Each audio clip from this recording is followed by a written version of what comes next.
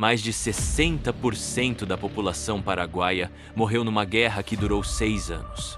Alguns historiadores afirmam que 95% dos homens adultos foram exterminados. A Guerra do Paraguai foi o conflito mais sangrento da história da América Latina.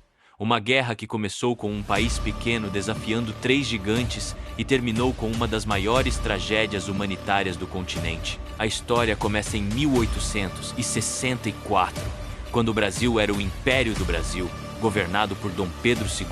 Apesar do território imenso, a maior parte da população vivia no litoral e as fronteiras do interior eram mal definidas.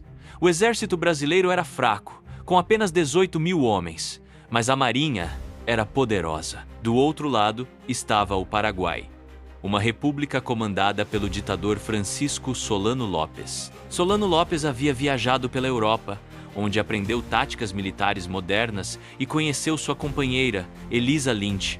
Quando assumiu o poder, começou a fortalecer seu exército. Naquele momento, o Paraguai possuía o exército mais forte da região. Existe um mito muito difundido sobre esta guerra.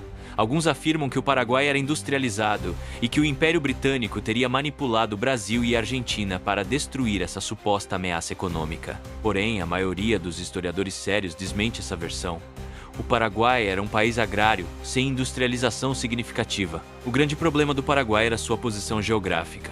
Sem saída para o mar, dependia totalmente da navegação pelos rios da Bacia do Prata para seu comércio exterior. Esta dependência criava tensões constantes com Brasil e Argentina, que controlavam esses rios estratégicos. O estopim da guerra veio do Uruguai. Uma guerra civil explodiu entre o Partido Blanco, no poder, e o Partido Colorado. Brasil e Argentina apoiaram os colorados. O Brasil chegou a invadir o Uruguai, alegando que brasileiros estavam sendo perseguidos pelos blancos. Solano Lopes era aliado dos blancos uruguaios e viu essa intervenção como uma ameaça direta. A primeira ação hostil foi a captura do navio brasileiro Marquês de Olinda, em novembro de 1864. Dias depois, tropas paraguaias invadiram território brasileiro em Mato Grosso. Em 13 de dezembro, o Paraguai declarou guerra oficialmente ao Brasil. O avanço inicial paraguaio foi impressionante. O Brasil não esperava uma guerra e não tinha tropas protegendo as fronteiras. Os paraguaios capturaram cidade após cidade, chegando até Corumbá. Em abril de 1865, o Paraguai planejou uma segunda invasão, mirando o sul do Brasil. Para chegar lá, era necessário passar pela Argentina. Quando o Paraguai pediu permissão para atravessar território argentino, a Argentina negou. A resposta de Lopes foi invadir a província argentina de Corrientes. Com essa invasão, a Argentina entrou na guerra ao lado do Brasil. Em 1º de maio de 1865, foi assinado o Tratado da Tríplice Aliança, unindo Brasil, Argentina e Uruguai contra o Paraguai. Tanto o Brasil quanto a Argentina estavam completamente despreparados. O Brasil criou a Campanha dos Voluntários da Pátria para aumentar o número de soldados. Muitos desses voluntários eram escravos ou ex-escravos, com promessas de receber terras ou cartas de alforria. Em junho, o Paraguai tentou um ataque surpresa contra a esquadra brasileira, iniciando a famosa Batalha do Riachuelo. O Paraguai tinha um navio de guerra e 6 navios comerciais adaptados. O Brasil possuía 9 navios de guerra. Atacando de surpresa na madrugada, os paraguaios começaram com vantagem. Porém, a frota brasileira era muito superior. No final, o Brasil saiu vitorioso, destruindo completamente a marinha paraguaia. No início de 1866, os aliados iniciaram a invasão do sul do Paraguai.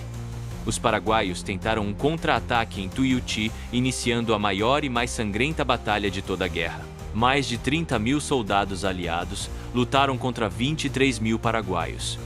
Os aliados conseguiram derrotar o exército paraguaio, que perdeu aproximadamente 12 mil de seus melhores homens. Após Tuiuti, a guerra entrou numa fase de estagnação. O Paraguai havia construído uma série de fortificações para defender Assunção, sendo a mais importante a fortaleza de Humaitá. Os aliados atacaram o forte de Curupaiti, onde foram massacrados pelos paraguaios em posições favoráveis. Em outubro, Luiz Alves de Lima e Silva, o Duque de Caxias, assumiu o controle do exército imperial. Muitos soldados estavam sofrendo pesadas baixas por doenças como cólera e malária. Caxias colocou ordem na situação, treinou os homens e melhorou a higiene nos acampamentos. O plano de Caxias era fazer um cerco ao Humaitá e cortar sua ligação com Assunção. Neste ponto, Solano Lopes descobriu que seu irmão estava planejando um golpe de Estado. Todas as pessoas envolvidas foram executadas no massacre de São Fernando. O cerco de Humaitá durou vários meses, até que em agosto de 1868 o Brasil finalmente capturou a fortaleza.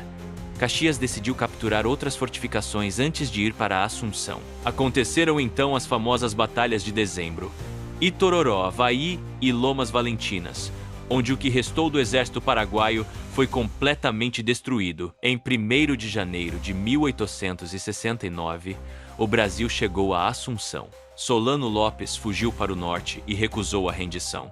O Brasil decidiu persegui-lo. Esta fase final se resumiu em Lopes fugindo e usando tudo que tinha para retardar o avanço brasileiro, incluindo crianças, mulheres e idosos. A última grande batalha foi a Costa Nu, travada por crianças, mulheres e idosos, que foram massacrados pelos soldados brasileiros. Em 1º de março de 1870, os brasileiros conseguiram armar uma emboscada em Cerro Corá.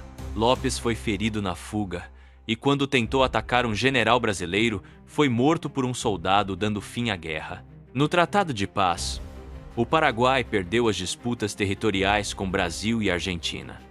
O Brasil teve que pagar empréstimos da guerra, causando grande dívida. O grande problema foi que o exército imperial agora estava muito mais forte e se sentia desprezado pelo imperador. Anos depois, ajudariam no golpe da República, acabando com a monarquia. O Paraguai passou por momentos extremamente difíceis. Muitos afirmam que perdeu cerca de 60% da população. Outros historiadores dizem que o número real seria entre 10% e 18%. É impossível afirmar com certeza, já que existem várias fontes diferentes sobre a população paraguaia antes da guerra. Logo depois da guerra, Solano Lopes era visto como um ditador sanguinário. Hoje é considerado um herói nacional. A Guerra do Paraguai permanece como um dos episódios mais controversos e trágicos da história sul-americana.